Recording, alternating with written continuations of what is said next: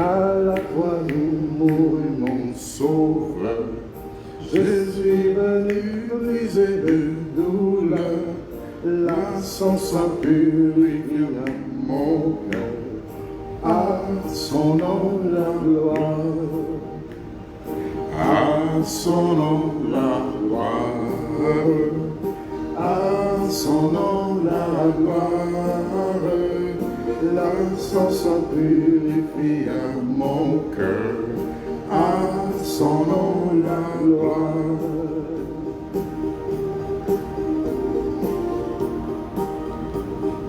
Quelle merveille, il va me sauver. Quand de sa croix je me fus chargé, en moi Jésus vint pour demeurer. À son nom la gloire. À son nom la gloire. À son nom la gloire. En moi Jésus vint pour demeurer.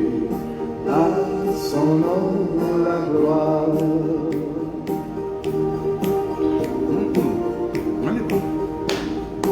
Ô fontaine effaçant nos péchés, donnant la vie au cœur desséché, là Jésus me retient attaché. À son nom la gloire.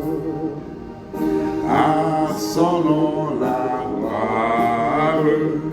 À son nom la gloire. Là Jésus me retient attaché. À son nom la gloire.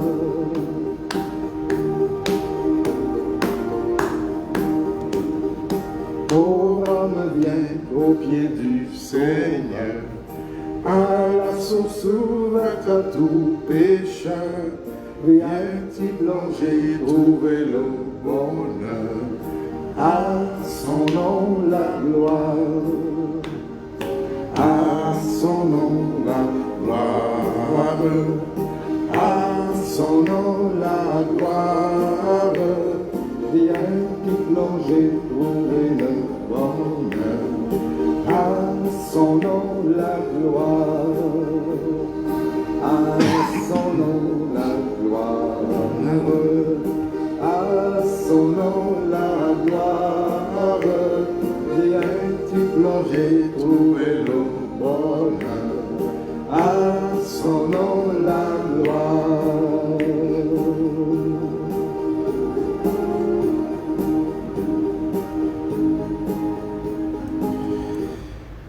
Éternel Dieu des armées, à ton nom la gloire, Seigneur. À tes pieds nous trouvons le bonheur. À tes pieds, Seigneur, nous sommes purifiés, nous sommes transformés, Dieu Tout-Puissant.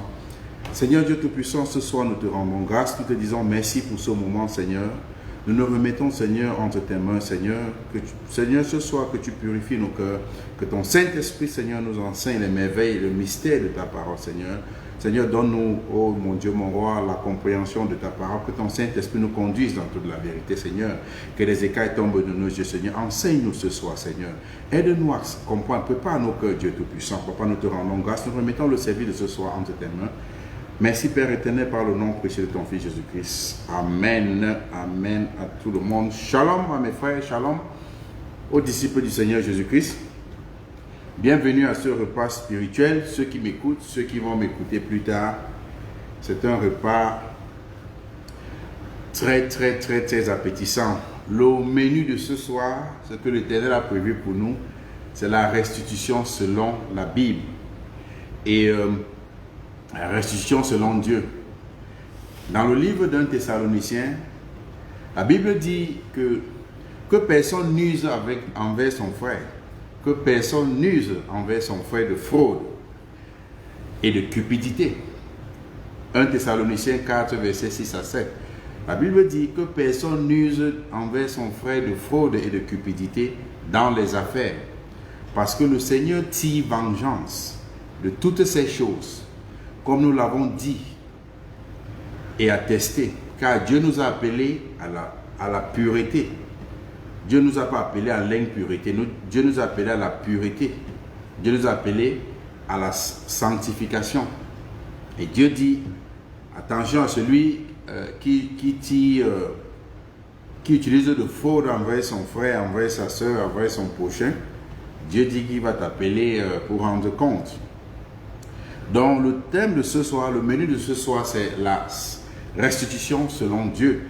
Et nous allons examiner ensemble les Saintes Écritures pour savoir et pour comprendre, pour être enseigné, édifié du thème de ce soir.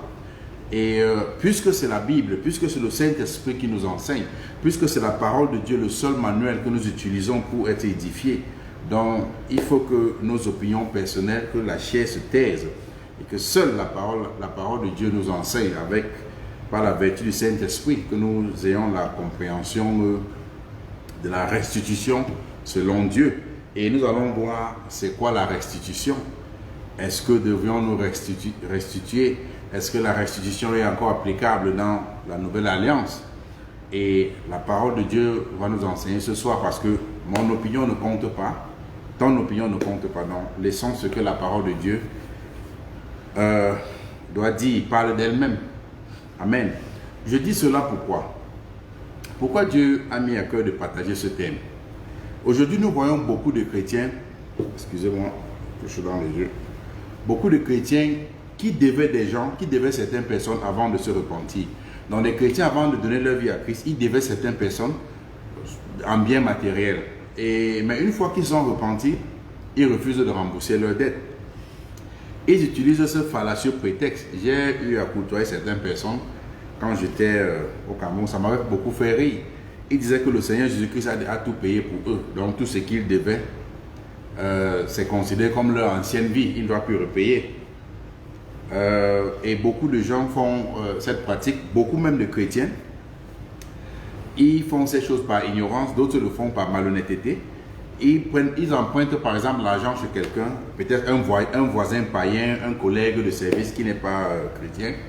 Et au moment de rembourser, ils disent que non, les chrétiens n'ont pas à se mettre sur un joug infidèle avec des païens, se mettre sur un joug étranger avec des païens. Et moi je dis seulement, waouh, quelle malhonnêteté. Beaucoup de chrétiens, beaucoup d'hommes de Dieu, beaucoup de personnes qui se disent être enfants de Dieu, ils empruntent l'argent chez quelqu'un, ils prennent quelque chose à quelqu'un avant même de donner leur vie, pendant qu'ils sont chrétiens. Au moment de rembourser, ils ont des fallacieux prétextes. Oh non, Jésus-Christ a tout payé pour moi. Quand il a payé pour mes péchés sur la croix, il a payé aussi cela. D'autres disent que ah non, je ne dois pas me mettre avec les infidèles. La restitution selon la parole de Dieu, c'est quoi la restitution? La Bible nous définit la restitution comme comment je peux prendre? Comme restituer, comme rendre à quelqu'un, rendre à celui qui a droit, à l'ayant droit, quelque chose que nous possédons indûment. C'est-à-dire, si j'ai emprunté quelque chose à quelqu'un, si j'ai pris quelque chose à quelqu'un, et je dois restituer, je dois remettre ça à cette personne parce que ça ne m'appartient pas. Donc la restitution, c'est rendre au propriétaire, rendre à l'ayant droit tout ce que nous possédons indûment. Indûment, donc nous possédons qui ne nous appartient pas. Que ce soit de manière malhonnête, que ce soit par arrangement. Mais si la personne a besoin de sa chose, nous allons restituer, nous allons rendre ce qui ne nous appartient pas. Et beaucoup de gens n'aiment pas entendre ces messages aujourd'hui parce qu'ils veulent seulement, on vous dit les bonbons messages. Mais beaucoup de gens ne comprennent pas que si un message ne te prépare pas à l'enlèvement, si un message ne te rapproche pas à Christ, c'est la distraction. Que qu'en soit l'éloquence de celui qui prêche, si le message n'a pas pour but pour te rapprocher de Jésus-Christ, si le message n'a pas pour but pour ôter les œuvres de la chair en toi, c'est de la distraction. Et ce message va seulement être là pour rendre la chair contente. Voilà pourquoi dans les églises, les gens se disent, oui, alléluia, amen, tu vas avoir de l'argent. Pourtant, ton prochain, tu lui dois quelque chose, tu n'as pas restitué, tu n'as pas remboursé. Non, la parole de Dieu nous renvoie à la restitution. Et nous allons voir, comme je l'ai dit, la restitution peut être un bien mal acquis, il faut restituer, ou un bien que tu as acquis par agrément. Je peux prendre quelque chose de manière malhonnête, comme je peux m'entendre avec quelqu'un que, ok, prête-moi ou donne-moi cette parcelle de terrain, je vais cultiver le champ, et à la fin, je vais te remettre ton terrain, mais à la fin de l'année, je ne veux plus remettre le terrain, j'ai de l'argent, je m'en vais voir des gouverneurs, j'aimerais voir le président, j'aimerais voir des ministres pour signer les nouveaux documents pour confisquer le terrain du propriétaire. Je peux bien avoir la justice des hommes, ce n'est pas la justice de Dieu, mais Dieu nous renvoie dans la restitution. Il faut restituer ce qui ne te revient pas. Tout ce que tu prends indûment, Dieu nous demande de restituer. Parce que la restitution fait partie de la véritable repentance, la repentance sincère. Donc, la restitution est biblique. Je sais que je suis en train de dire, la restitution, nous tirons les sources dans la Bible. Et la restitution était applicable dans l'Ancien Testament. Et c'est toujours applicable dans le Nouveau Testament. Et la parole de Dieu a toujours exigé aux hommes, aux femmes qui vivaient sur la terre, ceux qui ont vécu avant nous, de restituer à autrui, restituer à l'ayant droit tout ce qui ne t'appartient pas, tout ce que tu as pris, tout ce que tu possèdes indûment, ce que tu possèdes, mais qui appartient à quelqu'un d'autre. Ce n'est pas pour toi. Et Dieu est un Dieu de justice. Dieu nous demande de restituer. Il faut restituer ce qui ne t'appartient pas. La parole de Dieu a toujours exigé cela. Et la parole de Dieu nous donne plusieurs récits, plusieurs versets dans l'Ancien Testament, comme exemple, pour démontrer que Dieu a commandé, a donné même ce commandement de restituer. Je vais prendre d'abord le premier exemple avec la restitution d'un bien mal acquis. Et nous allons voir dans le livre d'Exode 22, je vais lire le verset 22, verset, il commence à partir du verset 1. L'Éternel dit ceci, c'est l'Éternel qui a donné cette loi au peuple d'Israël, à Moïse, il a donné, et l'Ancien Testament c'est un livre d'exhortation, ça nous démontre ce que Dieu a déjà fait et ce que Dieu est capable de faire. Donc on ne peut pas dire que non, ok, non, c'était l'Ancien Testament. Bon, même si c'était l'Ancien Testament, nous allons voir si ce n'est que l'Ancien Testament qui parle de la restitution ou le Nouveau Testament en parle aussi. La Bible dit dans le livre d'Exode 22 à partir du verset 1, Dieu donne des exemples. Et nous allons essayer de voir avec la société dont nous vivons, parce qu'aujourd'hui, les temps sont révolus, mais la parole de Dieu reste inchangeable. Ça ne varie, il n'y a pas de variation, ça ne se détériore pas. La parole de Dieu reste intacte. L'Éternel dit, si un homme dérobe un bœuf ou un agneau et qu'il l'égorge ou le vende, il restituera 5 bœufs pour le bœuf et 4 agneaux pour l'agneau. Voilà ce que Dieu dit. Il dit, mais si le voleur est surpris dérobant avec infraction et qu'il soit frappé et meurt, on ne sera pas coupable de meurtre envers lui. Mais si le soleil est levé, c'est-à-dire que ça se passe le jour, pas la nuit, donc si le soleil est levé, on sera coupable de meurtre envers lui, il fera une restitution. S'il n'a rien, si cette personne qui a volé n'a rien pour restituer, il sera vendu pour ce vol. Vendre, à l'époque, on parlait de vendre comme un esclave, il va aller travailler pour restituer cela. Il sera vendu. Il dit, si ce qu'il a dérobé, bœuf, âne ou agneau, se trouve encore vivant entre ses mains, il fera une restitution autant pour moi au double. Si c'est encore vivant, il va restituer au double. Si un homme fait du dégât dans le champ ou dans la vigne de son frère, et qu'il laisse son bétail perdre dans le champ, si ton frère a planté son champ de maïs, tu envoies tes chèvres brouter là-bas, et dans le champ d'autrui, il donnera en dédommagement le meilleur produit de son champ et de sa vigne.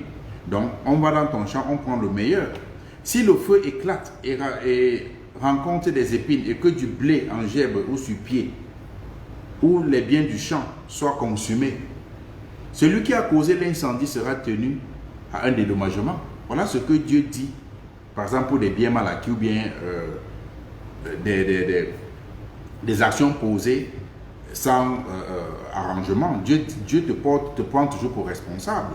Bon, maintenant on va lire la deuxième partie où la Bible parle, si vous faites un arrangement et qu'il faut restituer. Dieu nous appelle à la restitution. C'est la restitution de quelque chose acquise par l'arrangement, l'agrément de 2 personnes. 2 parties se mettent ensemble, se mettent en commun pour demander peut-être ici un arrangement, ça peut être pour un business, et si des choses se passent entre vous. La Bible dit, à partir du verset 7, le même livre d'Exode 22, à partir du verset 7, si un homme donne à un autre de l'argent, les gens vont dire, oh, il parlait des bœufs, on ne gère plus avec les bœufs aujourd'hui. Dieu parle de l'argent. La Bible est un livre complet. J'aime la merveilleuse parole de Dieu. Si un homme donne à un autre de l'argent ou des objets à garder et qu'on les vole dans la maison de ce dernier, le voleur fera une restitution. Si on a attrapé le voleur, le voleur fera une restitution au double dans le cas où il sera trouvé, si on l'a attrapé. Si le voleur ne se trouve pas, le maître de la maison se présentera devant Dieu pour déclarer qu'il n'a pas mis la main sur les biens de son prochain. La Bible dit, dans toute affaire frauduleuse concernant un bœuf ou un âne ou un agneau, un vêtement ou un objet perdu au sujet duquel on dira, c'est cela, à cause des deux parties, ira jusqu'à Dieu. Et celui que Dieu condamnera fera à son prochain une restitution. Tu vas remettre à ton prochain au double, une restitution au double. Si un homme donne à un autre un âne ou un bœuf ou un agneau ou un animal quelconque à garder et que l'animal meurt, se casse un membre ou soit enlevé sans que personne ne l'ait vu, le serment au nom de l'Éternel interviendra. Donc il laisse entre les mains de Dieu, entre les deux parties. Et celui qui a gardé l'animal déclarera qu'il n'a pas mis la main sur le bien de son prochain. Le maître de l'animal va accepter ce serment et l'autre ne sera point tenu en restitution. Si c'est arrivé que c'est volé, c'est l'arrangement. Dieu respecte les alliances faites.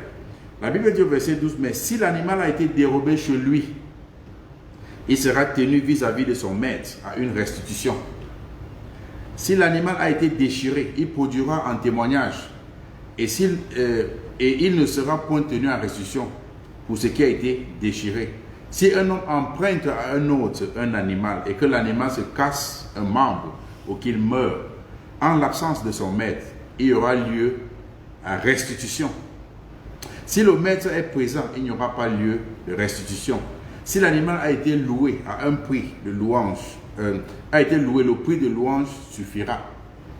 Si un homme séduit, j'ai mis le verset 16 ici là-bas, pourquoi? Il y a un perdu dans les réseaux sociaux qui a enseigné quelque chose récemment que pour épouser une femme, il faut d'abord prendre la femme, coucher avec elle afin de voir si elle est bien, afin d'aller l'épouser. Et les gens prennent des versets hors contexte. Dieu donnait ça comme punition. Ce n'est pas une loi pour dire que pour aller épouser une femme, il faut tester. Voilà ce que Dieu donnait comme punition. Et écoutez, laissez le Saint-Esprit vous enseigner ceci. La Bible dit quoi? Que si un homme séduit une vierge qui n'est point fiancée, si la vierge n'est point fiancée, et couche avec elle, il payera sa dot et la prendra pour femme. Est-ce que ceci sonne comme un standard pour dire, la Bible n'a pas dit si un homme veut se marier, séduire c'est quoi? Tu flattes, tu détournes, tu prends comme copine, tu couches avec elle pour dire que si elle n'était pas encore fiancée, la Bible dit tu es obligé de l'épouser. Beaucoup de gens sont en train de raconter des choses dans les réseaux sociaux qui n'est pas la parole de Dieu. Voilà ce que la Bible dit. Si un homme séduit une vierge, j'ai compris, quelqu'un qui prêche dans les réseaux sociaux, il détourne des gens en disant que non, le standard pour se marier, il faut d'abord aller coucher si elle est vierge avant de l'épouser. Donc si tu couches, elle n'est pas vierge, tu peux pas coucher. C'est de la fornication. Ce n'est pas le message de ce soir, mais je voulais juste ouvrir une parenthèse parce que c'est vraiment, ce sont des choses aberrantes, c'est des abominations. Donc Dieu dit, si un homme séduit une vierge et tu couches avec elle, maintenant pour que Dieu te punisse, pour que Dieu te tienne responsable, tu es obligé de faire d'elle ta femme. Pour dire que comme tu as devenu, qui va prendre. C'est comme ça que ça se passait. Donc, l'Éternel avait institué cette loi-ci au travers de Moïse, son prophète.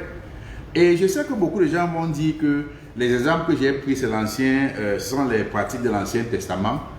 Et de ce fait, la restitution ne s'applique pas à eux.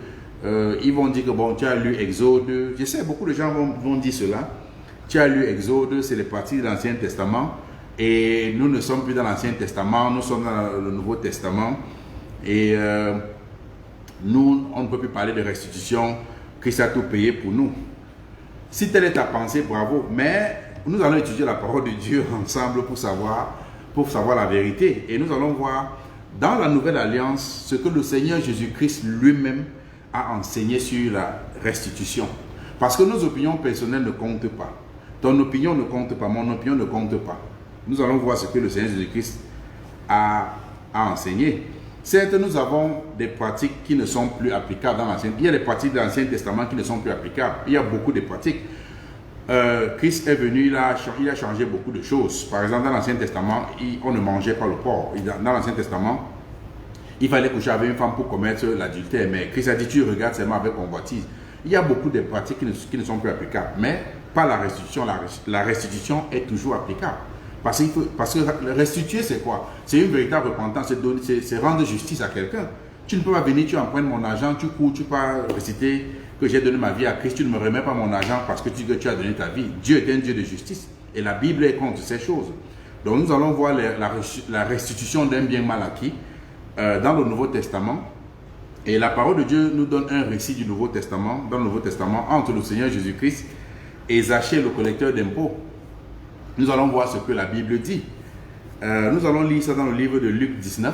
C'est Luc 19 à partir du verset 1 à 10. La Bible dit que le Seigneur Jésus-Christ est entré dans Jéricho. Il traversait la ville. La Bible dit, et voici un homme riche appelé Zachée. Il était riche, appelé Zachée, chef des publicains. Et il cherchait à voir qui était Jésus. Zachée cherchait à voir qui était Jésus. Mais il ne pouvait pas y parvenir. Pourquoi? Parce qu'il y avait la foule et il était de petite taille. Il courut en avant et monta sur un sycomore pour le voir parce qu'il devait passer par là. Excusez-moi.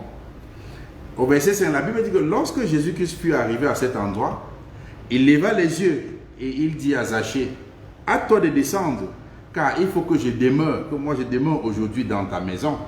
C'est physique et c'est aussi spirituel ce verset. Il faut que je demeure aujourd'hui dans ta maison. Je demeure physiquement, mais je demeure aussi spirituellement, parce que le Seigneur dit, je me tiens à la porte, je toque, tu me laisses entrer. Il dit, il faut que je demeure aujourd'hui dans ta maison. Zachée se hâta de descendre et le reçut avec joie. La Bible dit, voyant cela, tous murmuraient en disant, il est allé loger chez un homme pécheur. Parce que les collecteurs d'impôts, les publicains, c'était des gens qui étaient considérés comme des gens de mauvaise vie, comme des pécheurs. Au verset 8, mais Zachée se tenant, la Bible dit, voyant cela, les gens murmuraient et dit qu'il allait loger chez un homme pécheur. Au verset 8, la Bible dit, Zachée se tenant devant le Seigneur, lui dit, voici Seigneur, je donne aux pauvres la moitié de mes biens. Et si j'ai fait tort de quelque chose à quelqu'un, je lui rends au quadruple. Souvenez-vous qu'on a parlé, si quelqu'un vole un bœuf ou un agneau, il rend au quadruple. Il dit, si j'ai fait tort de quelque chose à quelqu'un, je lui rends au quadruple. Après qu'il ait dit ça au verset 9, le Seigneur Jésus lui dit, le salut est entré dans cette maison. Parce que celui-ci aussi est fils d'Abraham. Car le Fils de l'homme est venu chercher et sauver ce qui était perdu. Donc quand Zachée a vu le Seigneur Jésus-Christ, sachant qu'il n'avait pas une vie, je vais dire une vie pieuse, il dit, regarde, il a su, ça c'est la repentance, il s'est repenti. Il a dit, je donne la moitié de mes biens. Il dit, regarde, si j'ai fait du tort à quelqu'un, je le remets au quadruple. Parce qu'il était collecteur d'impôts. Ça peut être n'importe quel boulot que nous sommes en train de faire. Mais est-ce que nous avons ce courage de nous tenir debout et dire, si j'ai fait du tort à quelqu'un, je remets cela. Zachée a restitué. Il a restitué ce qu'il devait. Et après avoir restitué, le Seigneur Jésus qui lui dit, le salut est entré aujourd'hui dans ta maison. Après avoir restitué, au verset 8, il dit, Zachée se tenant devant le Seigneur, lui dit, voici Seigneur, je donne aux pauvres la moitié de mes biens. Là, on va dire, c'est un don. Tu peux cadoter. Il dit, si j'ai fait le tort de quelque chose à quelqu'un, je rends au quadruple. Tu ne peux pas faire un don, tu ne peux pas être en train de faire un don, tu dis que tu es en train de rendre au quadruple. Non, il dit, je rends au quadruple. Le Seigneur Jésus qui lui dit, le salut est entré dans cette maison, parce que celui-ci aussi est fils d'Abraham. Le Fils de l'homme est venu chercher ceux qui étaient perdus. Et dans ce récit, la parole de Dieu nous encourage et nous enseigne pourquoi la restitution est indispensable dans la vie du chrétien. La parole de Dieu nous démontre que la restitution est indispensable. Quand le Seigneur Jésus-Christ a dit à Zachée, je devais habiter chez toi, il devait loger chez toi, il ne lui a pas dit que le salut est entré chez toi. Quand ils sont même arrivés chez lui, il n'a pas dit. Mais après que Zachée a pris la parole pour se repentir et restituer, il lui a dit, aujourd'hui, le salut est entré dans ta maison. Le salut est entré dans ta maison. Or, Zachée était un collecteur d'impôts. Et les collecteurs d'impôts étaient considérés comme des pécheurs. C'est pourquoi la foule murmurait en disant, le Seigneur Jésus-Christ est allé loger chez un homme qui est un pécheur.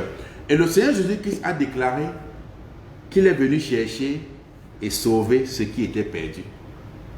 Or, la Bible Zachée était là devant lui, mais le Seigneur Jésus qui nous dit qu'il était perdu, qu'il est venu chercher et sauver ce qui était perdu. Pourtant, Zachée était devant lui. Zachée était devant lui. Le Seigneur Jésus qui n'a pas déclaré, oh, le salut est entré chez toi, parce qu'il n'avait pas encore restitué. Il ne s'était pas dissocié de ces choses, parce qu'il avait des biens qu'il a gagnés de manière malhonnête. Il fallait restituer au peuple. Mais après avoir restitué, l'attitude du Seigneur change vis-à-vis de Zachée. Il dit, le salut est entré dans cette maison. Et le Seigneur Jésus dit, je suis venu chercher et sauver ce qui était perdu. Ça veut donc dire que, ayant les biens qui appartiennent à autrui, tu es perdu. Ayant les biens qui appartiennent à autrui, tu n'es pas sauvé. Parce que c'est après que Zachée s'est débarrassé de ses biens que le Seigneur Jésus lui a dit, je suis venu chercher ce qui était perdu. Et la Bible nous enseigne que le refus de restituer nous cache la face de Dieu. Ça nous met en danger. Parce qu'on ne peut pas sauver celui qui n'est pas en danger. Le Seigneur Jésus dit, je suis venu sauver, rechercher et sauver ce qui était perdu. Si tu n'es pas en danger, tu n'as pas besoin d'être sauvé. C'est parce qu'il était en danger. Et pourquoi il était en danger? Il faisait sa vie de collecteur d'impôts, il n'avait pas de problème. Mais quand il allait au-delà de ce que Dieu lui a demandé, de ce qu'il devait faire, de ce que sa hiérarchie lui a demandé de faire, des petits pourboires qu'on frappe, on impose sur des gens, il a dit, tu es obligé de restituer ces choses-là. Tu es obligé de restituer. Je ne dis pas que si quelqu'un t'offre quelque chose de son gré, comme un pourboire pour ceux qui travaillent dans les différentes sociétés, c'est un problème. Mais si tu utilises les techniques pour imposer avec ton autorité, peut-être tu es superviseur, tu utilises les techniques pour imposer à ton subalterne de te donner quelque chose pour avoir le travail, ce n'est pas bien. Parce que Dieu va te tenir pour responsable. Ce n'est pas la parole de Dieu. Parce que Dieu est capable de bénir.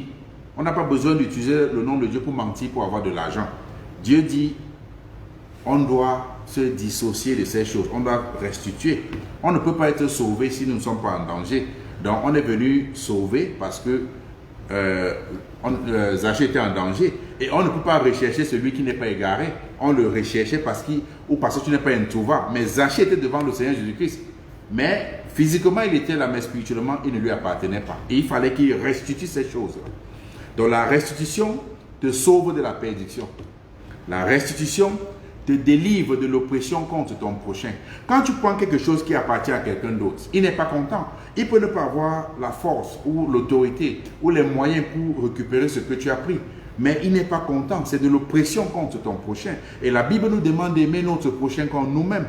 La restitution te libère de l'injustice parce que la restitution, c'est la justice. Tu ne peux pas venir emprunter quelque chose chez moi ou bien tu me prends un terrain, tu me dis je vais cultiver ce champ pour 1 an, après je te remets. Et par exemple, je cultive ce champ pour 1 an et la récolte, on partage la récolte 50%. Mais après la récolte, tu ramasses tout dans le champ, autant pour moi, tu t'enfuis et tu penses que tu as gagné, tu penses que tu es tellement sage. Non, ce n'est pas l'arrangement qu'on a fait. La Bible dit, vaut Dieu mieux ne pas prendre l'engagement que de prendre l'engagement et ne pas respecter. Il faut restituer. La restitution te libère de l'injustice.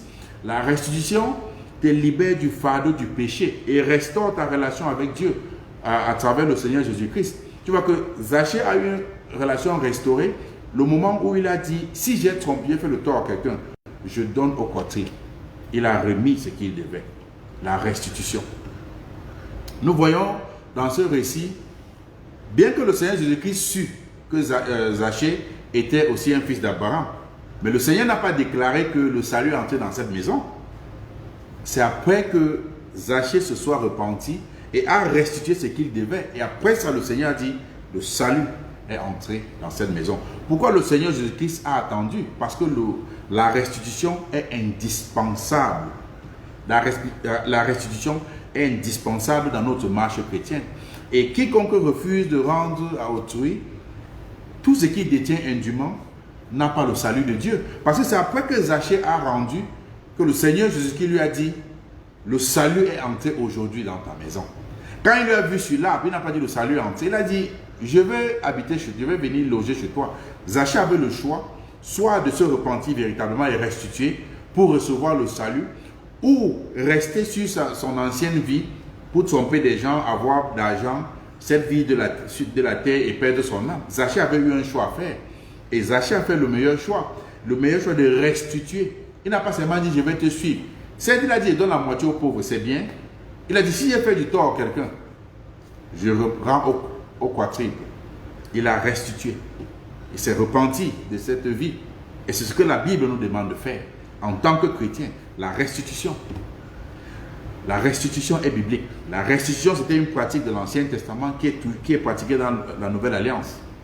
Il faut que les chrétiens apprennent à restituer. Tu peux prendre la chose de quelqu'un, il n'a pas la force de te demander. Ça ne veut pas dire que tu ne dois pas rendre. Il faut restituer. Et ça qui cause beaucoup de problèmes, le nom de l'Éternel est blasphémé dans le monde aujourd'hui. Parce qu'on voit des chrétiens, ceux qui se disent pasteurs, ceux qui se disent anciens de l'Église, ceux qui se disent chantres, ils peuvent emprunter, mais ils ne veulent pas rembourser, ils ne veulent pas donner. La restitution est indispensable dans la vie du chrétien. Et je veux aussi faire un petit coucou à mes frères et sœurs qui vivent en Afrique. Nous savons que c'est difficile pour le quotidien, pour suivre au quotidien. Je prends par exemple mon pays, le Cameroun où je viens, parfois on a des coupures intempestives, mais si tu veux vivre au Cameroun, dis que je vais avoir la clim chez moi, voler l'électricité, voler l'eau, tu dois restituer. C'est amusant, mais c'est vrai. Parce que tu es en train de voler l'État ou tu voles la compagnie qui donne l'électricité. Soit tu t'efforces à travailler plus, et ça ne va pas plaire à beaucoup de personnes, mais c'est la vérité. Parce que quand tu viens, tu piques, comme on dit, on pique le courant, la facture vient 10 000, pourtant tu devais payer 50 000. Tu es en train de voler, il faut restituer. Il faut restituer. Et pour ceux-là même qui cassent des tuyaux d'eau, il faut restituer. Il faut restituer. Et prier pour que Dieu nous donne peut-être des leaders ou des gens qui vont nous accompagner à ne pas nous trouver dans cette situation. Les gens du monde peuvent faire, mais nous sommes dans le monde, nous n'appartenons pas au monde. Hein? On n'a pas besoin de faire ces choses. Dieu ne nous a pas appelés à l'impureté, il nous a appelés à la pureté, il nous a appelés à mener une vie pieuse, à la sanctification. On n'avait pas appris que Jésus-Christ partait voler l'électricité ou bien l'apôtre Paul Pierre volait l'électricité. Non, il menait une vie pieuse. Et quand tu mènes même une vie pieuse, Dieu pourvoit. Il sait que il connaît nos besoins. Il faut restituer. Ceux qui empruntent l'argent dans des banques, des tontines d'associations, tu dois restituer. Tu ne peux pas faire une association ou des tontines avec des gens cotisent, tu bouffes, tu peux pas gérer tes problèmes. À leur tour de bouffer, tu vas dire que oh non, j'ai donné ma vie à Christ. La réunion que j'ai faite, c'était une réunion des païens. Je ne peux plus me trouver dans des païens. Non, tu mens mon frère. Dieu, tu dois restituer. Si tu ne veux plus faire ces réunions, c'est bien. Donne l'argent, excusez-moi, remets-leur l'argent. Parce que vous avez entendu, Dieu est un Dieu de justice. Vous avez entendu qu'on va cotiser peut-être 10 000, mais à la fin du mois, une personne bouffe.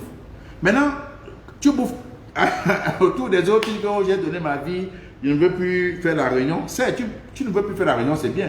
Mais tu dois restituer. La restitution est biblique. Hein? D'autres prennent l'engagement des conditions vente.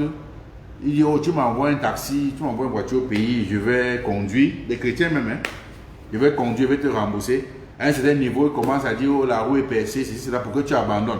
Tu dois restituer. Ce n'est pas l'engagement que tu as fait. Tu dois restituer. Si tu es chrétien, restitue et attends que Dieu va te bénir selon son calendrier. On a partagé le message de la semaine passée. Dieu bénit énormément. Dieu bénit énormément. Donc, toi qui opprimes les veuves, toi qui opprimes l'orphelin, les démunis, en confisquant ce qui leur revient de droit, parce que tu te dis, j'ai l'argent, tu dois restituer. Si une veuve a son petit comptoir ou un petit champ, tu veux confisquer parce que tu as l'argent, ce n'est pas bien. Si tu as même pu prendre parce que ton frère est le gouverneur, ton frère est préfet, ton frère est président, il faut restituer. La Bible ne nous envoie pas aller être des maraudeurs ou des voleurs. On doit démontrer la divinité de Christ, l'amour de Dieu envers les gens sur la terre. C'est ça que la parole de Dieu nous envoie. Toi qui voles l'argent de la société en disant que c'est l'avantage des services, tu dois restituer. Dieu ne t'a pas volé l'argent. Joseph ne volait pas l'argent quand on l'avait mis en Égypte. Mais Dieu l'a béni. Tu voles l'argent de la compagnie, tu dis, oh non, c'est l'avantage des services. Je suis expert comptable, il peut jongler les chiffres comme ça avec la machine. On ne va pas connaître. Tu dois restituer. Ou ne commence même pas. Ne t'envoie pas commencer. Mais si tu avais déjà commencé, tu dois restituer. Ça fait honte. Et voilà pourquoi le Seigneur Jésus disait que si on vous dit ce qu'ils font dans le noir, si la lumière brise et vous montre ce qu'ils font dans le noir, c'est honteux même de dire ce qu'ils font dans le noir. Ce n'est même pas bien de commencer. Tu décides par exemple de débarquer un pauvre sur son terrain parce que tu as l'argent, parce que tu connais le gouverneur, parce que c'est là, tu connais que c'est le terrain du pauvre. Certes, il n'a pas l'argent pour construire une belle maison là-bas comme toi, mais ce terrain lui appartient. Tu peux faire des voies et moyens parce que tu as des frères à l'étranger, ils envoient l'argent pour confisquer, pour prendre le terrain qui appartient à quelqu'un. Tu dois restituer, ça ne t'appartient pas. La parole de Dieu ne nous envoie pas devenir des hors-la-loi. La parole de Dieu nous envoie à démontrer l'amour de Christ. L'amour de Christ gagne des âmes à l'Éternel. Tu dois restituer. Sinon, si tu ne restitues pas, tu vas être en train de bloquer ta bénédiction. Et la bénédiction que je dis, j'ai expliqué ça la semaine passée. Il y a la bénédiction permanente qui est la vie éternelle et les bénédictions temporaires qui est les dons spirituels, les biens matériels. Tu vas bloquer ta bénédiction sans savoir.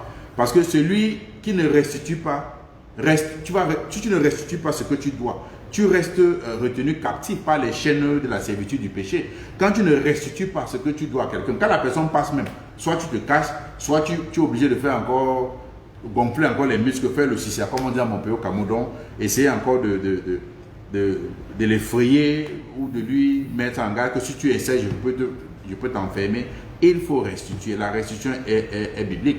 Donc, si tu ne restitues pas, tu es retenu captif parce que cette partie-là, c'est la partie du péché, ça ne vient pas de Dieu. Et la Bible nous fait comprendre qu'aucun pécheur n'a la vie éternelle. Tout ce que tu fais, il faut restituer. Dans le livre de Romains 13 à partir du verset 8, la Bible dit ne devez rien à personne. Ne devez rien à personne si ce n'est de vous aimer les uns les autres. Or, si tu aimes quelqu'un comme Dieu te demande, tu ne peux pas aller prendre ce qui lui revient. Ne devez rien à personne si ce n'est pas de vous aimer les uns les autres. La restitution est indispensable dans la vie du chrétien. La restitution. Et la repentance ne peut pas être sincère et véritable si tu refuses de restituer ce que tu dois. Ta repentance n'est pas sincère. Ta repentance n'est pas véritable. Parce que refuser de restituer, c'est les œuvres, ça vient du monde. Il faut restituer. Pour avoir une repentance sincère devant Dieu, te tenir devant l'Éternel, dire, oh Seigneur, tu es mon Dieu, je suis digne d'être appelé ton fils ou ta fille. Il faut mener une vie de sanctification. La restitution est indispensable dans la vie du chrétien. Et sache que quand tu disposes ton cœur, quand tu es disposé à restituer, peut-être tu dois quelqu'un tellement, tu dois beaucoup d'argent et tu ne sais pas comment rembourser. Quand tu es disposé à rembourser cet argent, Dieu même te fait même la faveur. Il met même des gens sur le chemin qui vont t'aider. Il t'aide avec un bon boulot. Il bénit même les œuvres de ta main. Comme ça, tu vas avoir un peu plus de bonus, plus de revenus à la fin du mois pour payer un peu. Déjà, quand tu me dis même que Seigneur, l'argent est beaucoup, je ne peux pas payer, mais je m'engage à payer ceci et je paye comme ça chaque mois, il va t'aider. Il va t'aider. Donc, il faut restituer. Il faut restituer. On ne peut pas prendre ce qui appartient à quelqu'un et commencer à dire que j'ai donné ma vie à Jésus. Non. Si tu ne veux pas te retrouver dans cet embarras, tu ne veux pas être dans ce genre de situation, évite de prendre ce qui appartient à quelqu'un. Évite de prendre ce qui appartient à quelqu'un. Si tu ne veux pas te retrouver dans cette situation. Moi, j'ai connu des gens et ils prennent l'argent aux autres. Parfois au Cameroun, ils te disent qu'ils vont te faire venir ici à Bahreïn avec le visa. Parfois, ils n'arrivent pas à te faire le visa. Ils courent par l'église que oh, j'ai donné ma vie à Christ. Tu te moques de qui? D'autres, ils vont te prendre de l'argent. Ils ne remboursent pas. Après, ils te disent que oh, j'ai pris 10 jours de jeûne et Dieu a pardonné mes péchés. Ça, c'est une blague. Dieu a pardonné tes péchés que mais l'argent que tu as payé à la personne là, c'est passé comment? On ne se moque pas de Dieu. La restitution est biblique. Tu ne peux pas prendre, tu ne peux pas venir là, peut-être je dis ok, peut-être mon frère qui est en Italie là, il me dit ok, j'ai un petit frère qui veut étudier en Italie, il me dit oh non, ça coûte 3000 €. Je l'envoie l'argent, il ne m'appelle plus, après il commence à me dire que oh j'ai donné ma vie, il commence à prier, que je jeûne, mais disons-nous les vérités, ce n'est pas la parole de Dieu. Il faut restituer. Dieu nous appelle à mener une vie de sanctification. Et la vie de sanctification, quand tu mènes une vie de sanctification, tu démontres l'amour de Christ. C'est la première évangélisation. Tu ne peux pas venir, tu dis à quelqu'un que oh, Dieu interdit la bagarre. Pourtant, quand quelqu'un piétine ton orteil, tu gifles, tu bagarres avec lui. Non, il faut prêcher, il faut démontrer ce que toi-même tu es, ce que tu vis. Dieu nous appelle à restituer ce que nous devons. Donc, c'est mieux d'éviter même de se trouver dans cette situation. Parce que ça fait parfois honte et c'est un lourd fardeau. C'est soit tu restitues, soit tu refuses. Donc, on a vu que de l'Ancien Testament, dans la Nouvelle Alliance, le Nouveau Testament, la restitution est applicable. Et le Seigneur Jésus disait que donner à César ce qui appartient à César. Donc les gens, vous voyez que les gens étaient venus devant le Seigneur Jésus-Christ, on leur a posé la question, devons-nous payer les impôts, devons-nous faire ceci? Il lui a dit, mais donnez à César ce qui appartient à César. Parce que si tu es serviteur de Dieu ou chrétien, d'autres disent que non, notre royaume c'est dans les cieux. Nous on ne peut plus payer les impôts, mais tu es encore en train de vivre sur la terre, tu es obligé de payer. Mais quand tu vas aller au ciel, tu ne vas plus payer. Mais sur la terre, il faut obéir les autorités qui ont été établies. Tu ne peux pas devoir à quelqu'un, tu refuses de payer, et sur le prétexte que tu as donné ta vie à Christ, où tu commences à sortir des choses spirituelles. Mais pourtant, tu as pris ces choses physiquement. Tu n'as pas pris ces choses spirituellement. Tu peux pas prêter de l'argent, à quelqu'un, tu prends physiquement, le temps de rembourser, tu commences à dire que sortir des choses spirituelles. Est-ce que tu as pris ça étant à l'état spirituel? Non. Dieu nous appelle à restituer. Moi, je ne prêche pas les messages pour faire plaisir aux gens, pour les flatter. Moi, je dis la vérité. Si quelqu'un m'aime ou il ne m'aime pas, ce n'est pas moi qui ai écrit la Bible. Ah, c'est pour lui là-bas. Mais on va continuer à dire la vérité. Parce que ce n'est pas, c'est des messages, tu vois, aujourd'hui dans les milieux chrétiens, et ça affecte beaucoup. Ça affecte beaucoup de personnes. Beaucoup de gens fuient à l'église, beaucoup de gens refusent de se repentir, beaucoup de gens refusent de venir à Christ pour être sauvés. Parce que des gens des gens sont là, ils ont bloqué la porte en disant, ils prennent ceci. Parfois, tu vois même un pasteur, il dit ok, donne-moi même 10 000, je vais te remettre à la fin du mois. À la fin du mois, quand on va te dire que mais tu ne sais pas que je suis ton pasteur, on ne parle pas au nom de l'Éternel. Non, ça ne s'applique pas comme ça. Il te dit, oh, donne-moi peut-être, il faut même emprunter. D'autres même prennent la voiture, ils prennent ta voiture, tu marches à pied. Tu ne parles pas au pasteur comme ça. Non, ce n'est pas biblique. La restitution est biblique. Si quelqu'un prend quelque chose indûment, possède quelque chose indûment, qui ne lui revient pas, qui ne lui appartient pas, tu dois restituer.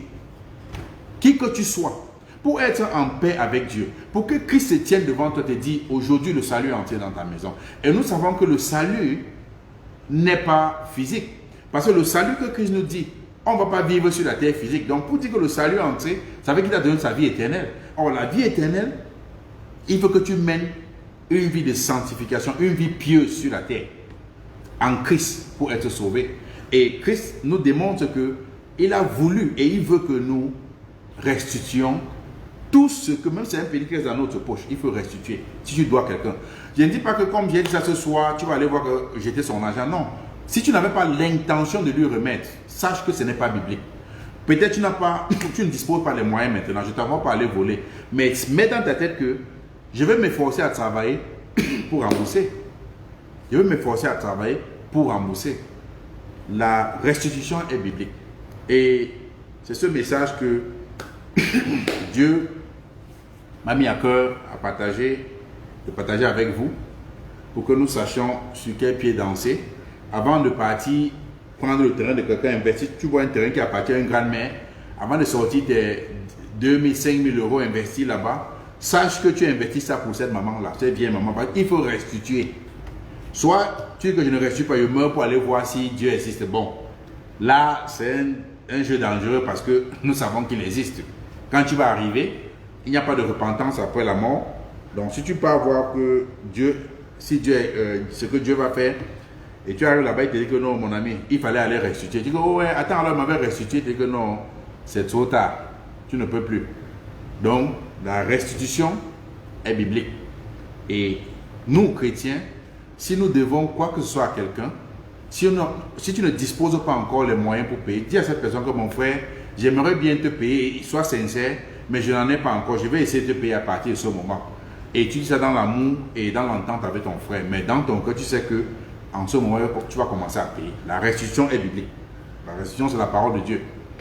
Tu ne peux pas dire que tu as pris quelque chose à quelqu'un, tu dis que tu as donné ta vie à Christ. Ça ne marche pas. Que tu donnes ta vie à Christ, que tu ne donnes pas, tu vas restituer. Tu donnes, tu lui remets. Tu quittes sur ça. La restitution. C'est la même chose que quand le chrétien pas prendre ce qui appartient à Satan pour venir à Christ. Voilà pourquoi il faut te repentir d'abord avant de venir à Christ. Dieu respecte les alliances. Si tu pars, tu es parti, tu pars signer un pacte avec le diable. Excusez-moi que je suis entré dans mon œil là, je ne sais pas. tu peux signer qu'un pacte avec le diable, tu cours, tu veux venir à Dieu, tu peux bien entrer dans une église, mais il faut que tu te confesses, tu te dissocies de l'autre camp pour venir dans ce camp-ci. La restitution, il faut restituer.